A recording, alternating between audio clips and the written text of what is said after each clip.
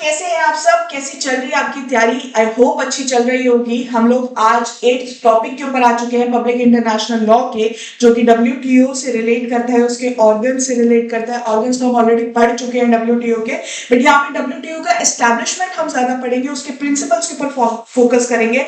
Trips के बारे में हम लोग पढ़ेंगे और टीएफए के बारे में हम लोग पढ़ेंगे। तो देर ना करते हुए आज की क्लास को हम शुरू करते हैं। And I promise you after this your WTO is completely complete. आपको इससे ज्यादा और कुछ पढ़ने की नीड नहीं पड़ेगी। तो चलिए क्लास को शुरू करते हैं। सबसे पहले हम एक टाइमलाइन पढ़ने वाले हैं डब्ल्यूटीओ की।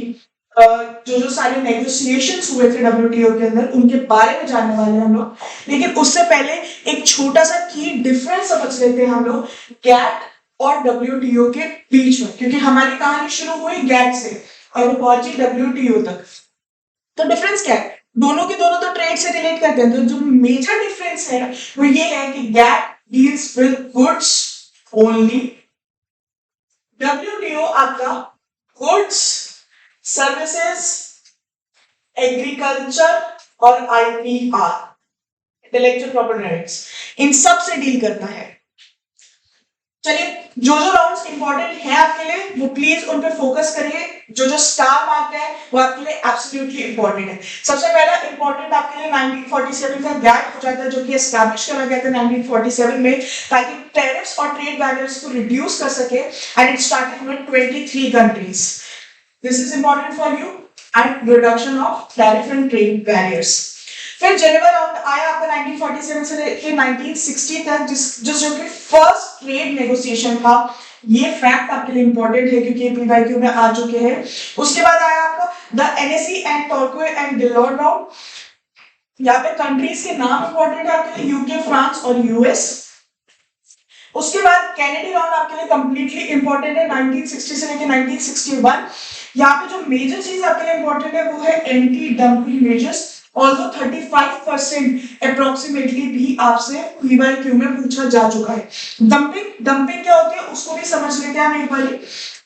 अगर एक कंट्री ए है जो टॉय कार प्रोड्यूस कर रही है और प्रोडक्शन के बाद वो सेल कर रही है प्रॉफिट के साथ अपनी मार्केट के अंदर, अपनी खुद की मार्केट में वो टॉय कार को सेल कर रही है 100 रुपीज में, तो कंट्री बी है।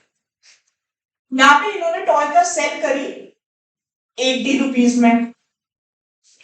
तो बी कंट्री के जो local vendors toy car produce कर रहे थे, उनको जो कॉस्ट मान लीजिए 120 की पड़ रही थी, वो कंपटीशन में आ गए डायरेक्टली कंट्री ए के प्रोडक्ट से। यहाँ पे हम लोग डंपिंग कब देखेंगे? डंपिंग तब होती है जब एक्सपोर्टिंग कंट्री जो प्रोडक्ट एक्सपोर्ट कर रही है वो उस प्राइस पे सेल करती है जो उसकी खुद की कंट्री में जो प्राइस चल रहा होता है उससे कम प्राइस होता है। यानी कि अगर ए कंट्री में टॉय कार खुद कंट्री के जो वेंडर्स हैं वो 100 रुपीज की सेल कर रहे थे, तो उनको बी कंट्री के अंदर भी टॉय कार 100 रुपीज की ही सेल करनी थी।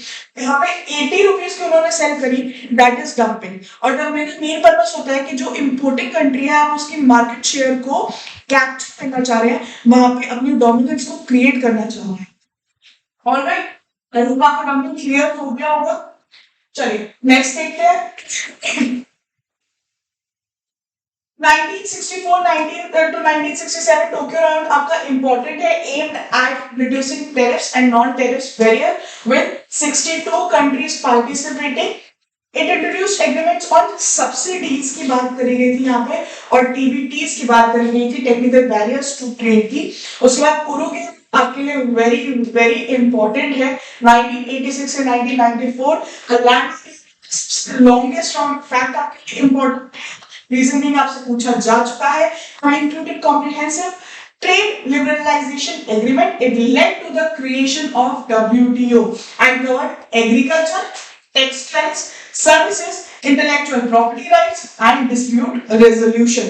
और उसके बाद this led to मैराकेश एग्रीमेंट 1994 का एग्रीमेंट जो कि साइन करा गया अप्रैल 15, 1994 के अंदर। ये फैक्ट आपके लिए बहुत इंपॉर्टेंट है।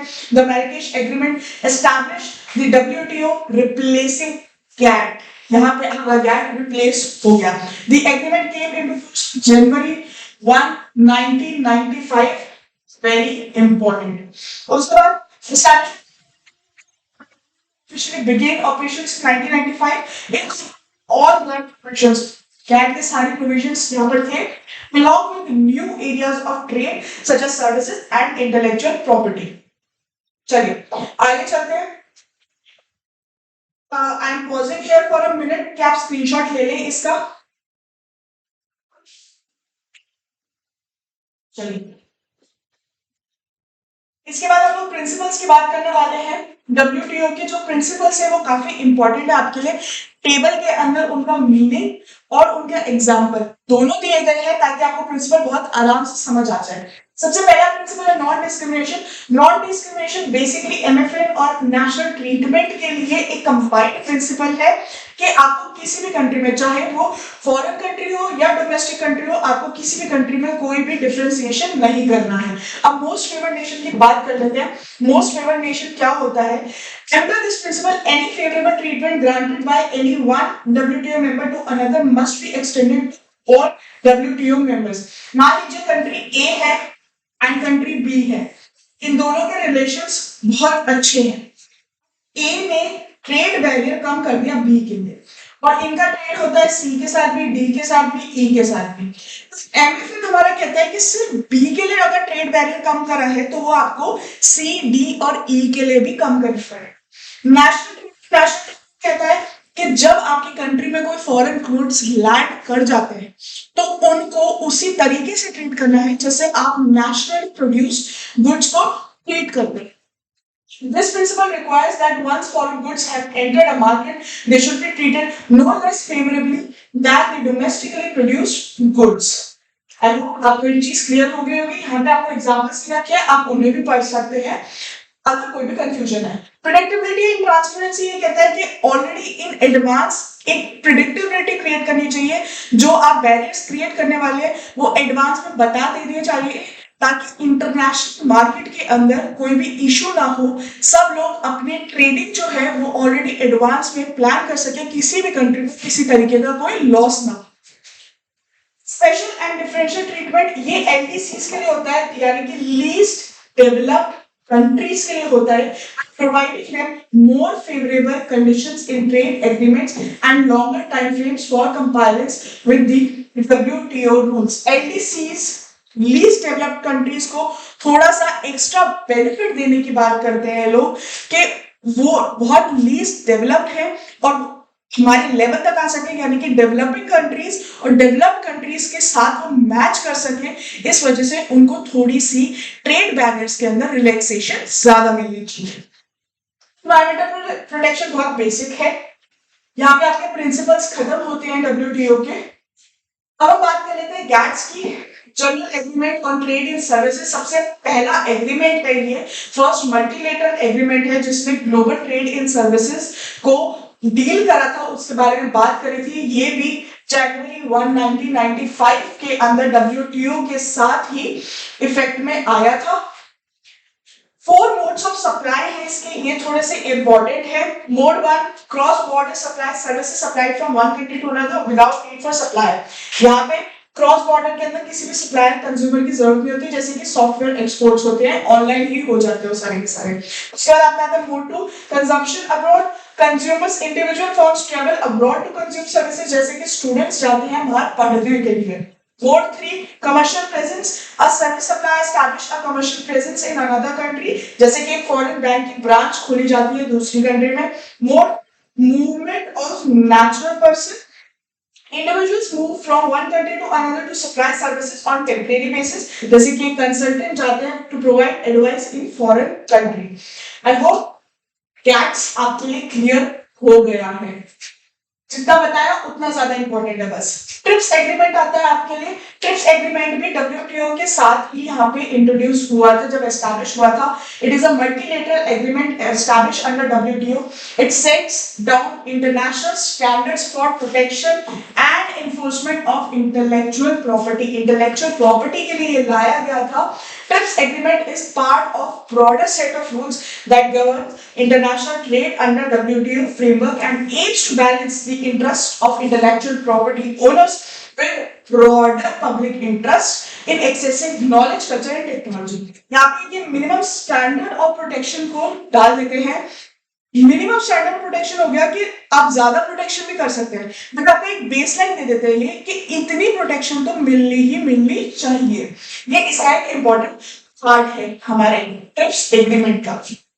उसके बाद आप कहते हैं TFAs, ट्रेड फैसिलिटेशन एग्रीमेंट, जो कि बाली मिनिस्ट्रियल कॉन्फ्रेंस 2013, बहुत इंपॉर्टेंट है, ये रिसेंट टॉपिक है आपका जो यहाँ पे पूछा जा रहा है।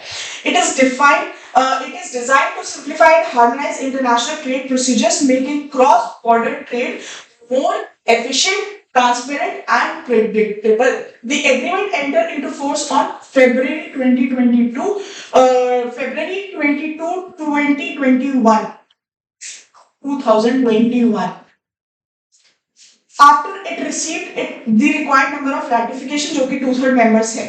ठीक है, इम्प्लीमेंटेशन ऑफ टाइमलाइन की 3 कैटेगरीज दे रखी है आपको यहाँ पे। कैटेगरी 1 फर्स्ट है, जैसे ही इमीडिएटली इंप्लीमेंट होती है इसके अंदर, जैसे TFA एंटर करता है वैसे इम्प्लीमेंटेशन स्टार्ट हो जाती है। कैटेगरी बी के अंदर आपको 2 to 5 इयर्स मिलते हैं, जो कि डेवलपिंग कंट्रीज के लिए है। And then there is category C, provisions that developing and least developed countries can implement with the help of technical assistant and support. TFA की बॉडीज दे रखी है, 2 बॉडीज है जो इंपॉर्टेंट है, एक नेशनल ट्रेड फैसिलिटेशन कमेटी है और दूसरी WTO ट्रेड फैसिलिटेशन कमेटी है। इन दोनों में डिफरेंस सिर्फ इतना है, नेशनल जो कमेटी है वो आपके इंटरनली सेटल करती है और उन चीजों को देखती है।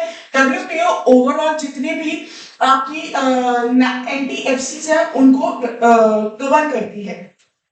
चलिए क्वेश्चंस कर लेते हैं, यहाँ पे हम लोग खत्म करते हैं। आई होप आपको क्लियर हो गया होगा सारा का सारा WTO किस तरीके से आया, क्या क्या नेगोशिएशंस थे, उसके क्या क्या प्रिंसिपल्स थे।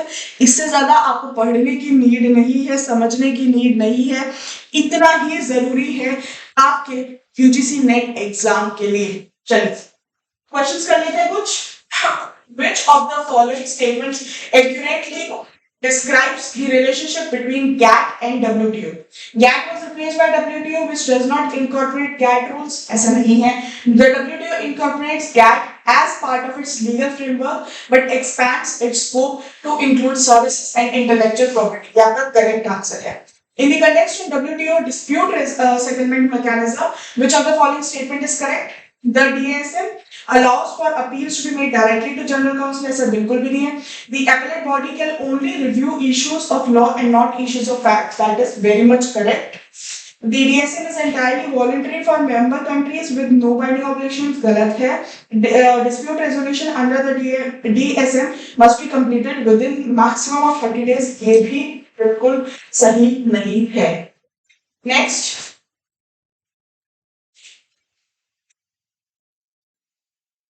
The following agreement was not result of Uruguay round. हमारा ट्रिप्स था, गैट्स था, एग्रीकल्चर था, सिविल क्राफ्ट नहीं है। What is the key feature of special and differential treatment provisions for developing countries under WTO agreement? They require developed countries to provide financial support to developing countries unconditionally. बिल्कुल भी नहीं। They allow developing countries to adapt trade measures that are inconsistent with WTO rules. बिल्कुल भी नहीं। They grant developing countries longer time frame to implement agreements and commitments. That is very much correct. आप questions का level देख सकते हैं यहाँ पे किस तरीके के क्वेश्चंस आए हुए हैं। Which organ within the WTO is primarily responsible for overseeing trade-related aspect of intellectual property rights? हमारे TRIPS Council. The concept of national treatment under GATT requires that once foreign services or service suppliers market enters a market, they must be treated no less favorably than which of the following: domestic services or services suppliers only in similar sectors, or domestic services or service suppliers regardless of the sector, foreign services or suppliers from the member countries, or foreign service or suppliers from any country. यहाँ पर domestic और domestic services की बात होती है। तो I hope आपके लिए WTO कंप्लीट हो गया होगा, आपको कोई और डाउट्स इसके अंदर नहीं होंगे। अगर आपके पास फिर भी कोई डाउट्स हैं तो आप कमेंट सेक्शन में उन डाउट्स को ड्रॉप कर सकते हैं।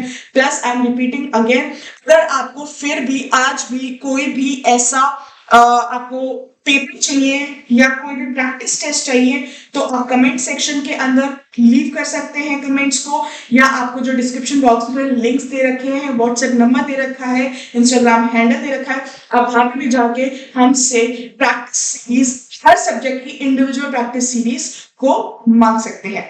Thank you so much and all the very best.